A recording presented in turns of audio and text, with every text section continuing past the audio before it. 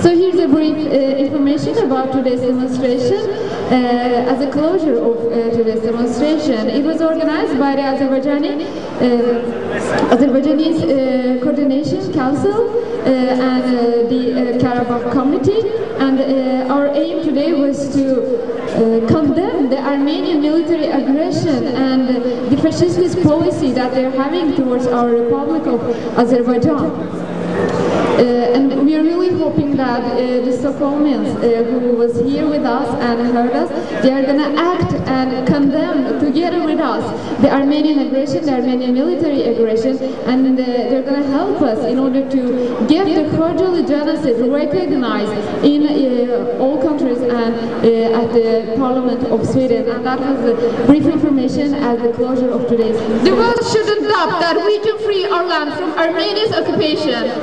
On the night of 26 February 1992, the Armenian army, by support of the Russian regiment number 366, attacked the Azerbaijani city Khojaly and committed genocide against the civil Azerbaijanis.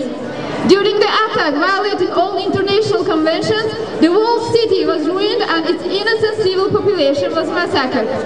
Armenian brutal aggression has resulted in more than 613 people being killed. 63 of them were children, 106 women, and 70 elderly. 8 families were totally killed. 25 children lost both of their parents and 130 lost one of them. 487 were seriously injured and 76 of them were minors. The Armenian fascists kidnapped 1,275 Azerbaijanis and tortured them with absolutely inhuman methods and killed most of them.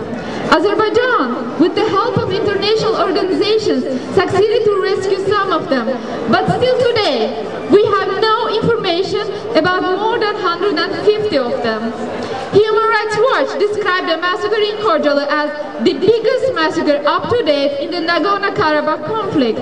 Memorial, a Moscow-based human rights group, stated that the mass killings in Khojaly by Armenian military, as against international law and fundamental conventions, cannot be justified under any circumstances. The foreign press has published the facts about Khojaly 92. There are enough videos, photos, and documented reports proving Armenia's brutality against the civil population. But still today, there are unanswered questions. Why hasn't the genocide in Khojaly committed by Armenian troops still today been given its political and juridical status? With so much proofs of genocide, why haven't Kocharian and Sarkisyan, who led the bloodbath in Khojaly, been brought to justice? Why aren't they being held responsible and judged for this tragedy? Are there huge differences between the killings in ex-Yugoslavia and the bloodbath in Khojaly? We shall not forget that 20% of the territory of the Republic of Azerbaijan still today is being occupied by Armenia. Despite the fact that UN Security Council, by its 4 resolutions, has demanded Armenia to withdraw its military from the occupied territories of Azerbaijan, Armenia is continuing its policy of military aggression and ignoring the UN demands, disrespecting the international community. The Armenian military occupation has resulted in more than 1 million Azerbaijanis being forced to flee their homes. We, as the demonstrators, by gathering here today, regardless of our ethnicity, background, religion, wish to bring the following to the presidents and politicians, US, EU, and UN leaders' attention.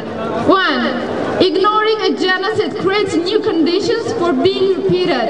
Therefore, it's highly important that the Armenian commanders committing the horribly brutal genocide on the territory of Azerbaijan get held responsible and judged at the international court. 2. Armenian military troops should immediately and unconditionally leave the occupied territories of Azerbaijan. 3. Armenia should be demanded to cooperate with international organizations regarding the search of Azerbaijanis who disappeared during the war.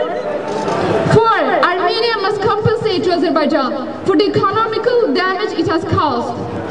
5. The world should impose both political and and economical sanctions against Armenia if it doesn't withdraw its troops and prevents the responsibles of the genocide of being punished.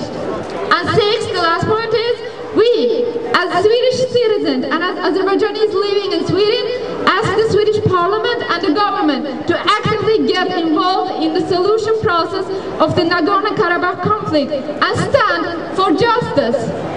We believe that it's important to mention the following. If Armenia unconditionally doesn't withdraw its troops from the occupied territories of Azerbaijan, a war alternative will not be excluded. And we, people demonstrating here today, believe in our army's ability to free our land. We believe in the army of Azerbaijan. We will stand side by side with our people, with our land. The world should not doubt that Azerbaijanis are capable to free their land from the Armenian occupation. Karabakh Committee of the Coordination Council of Azerbaijanis in Sweden.